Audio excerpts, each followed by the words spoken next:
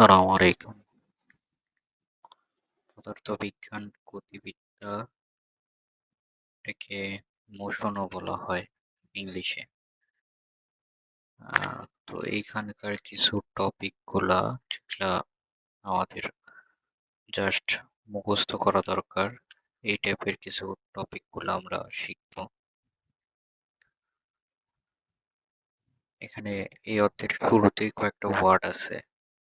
১ নম্বর হলো স্থিতি,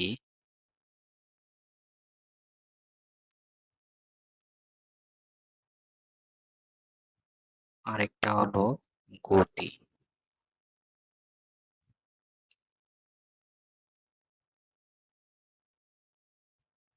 এখন স্থিতি কি আর গতি কি? এই ২ টা আমাদের জানা দরকার।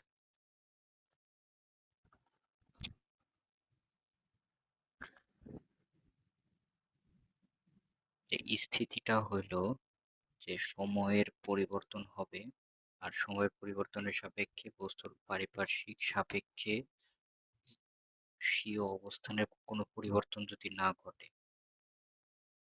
এখন এখানে একটা বস্তু আছে, তো এই বস্তুটা একটা নির্দিষ্ট টাইমে এটার কোনো যদি সরণ না ঘটে, যে এখানে একটা কোনো খুঁটি আছে বা একটা গাছ আছে, তো এই গাছের সাপেক্ষে যখন এই বস্তুটা এখানে স্থির অবস্থায় আছে একটা নির্দিষ্ট টাইম পর্যন্ত, তখন এইটাকে বলতেছে আমাদের স্থিতি। তো স্থিতির সংজ্ঞাটা হবে এরকম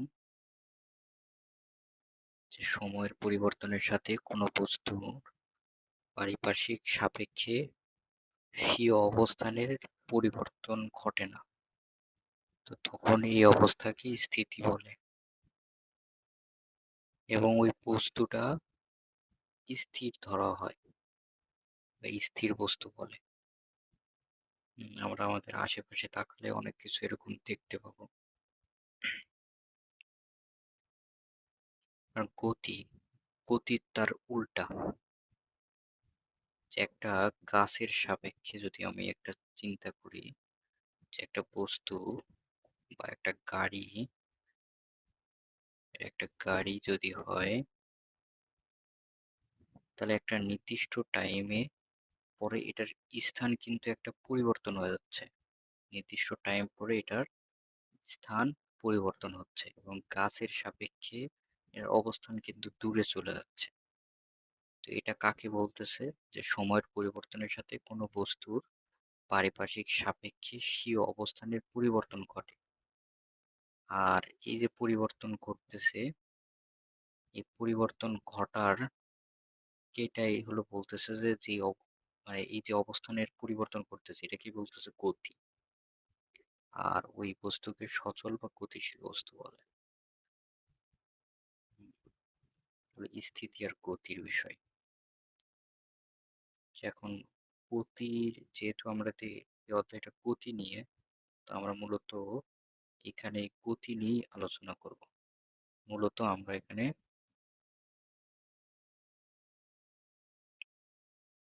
আমরা মূলত গতি নিয়ে আলোচনা করব।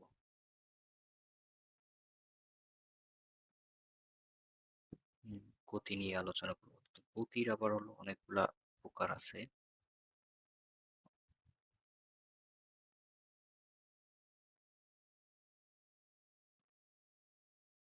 যে গতির আবার অনেকগুলা প্রকার আছে।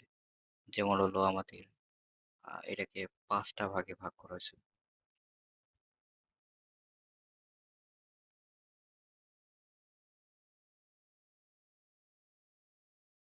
৫টা প্রকার হলো গতি। যে ১ নম্বর হলো কি? যে চলন গতি,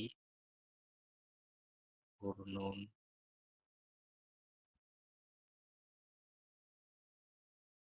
ঘূর্ণন আর পর্যায়বৃত্ত গতি,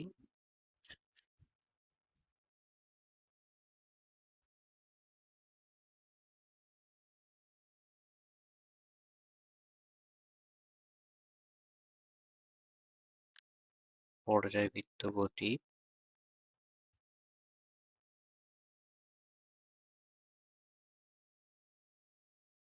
আর হলো ত্বরণ গতি।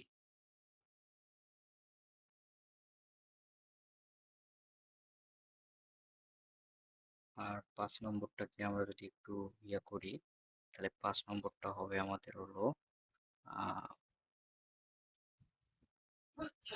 জটিল গতি।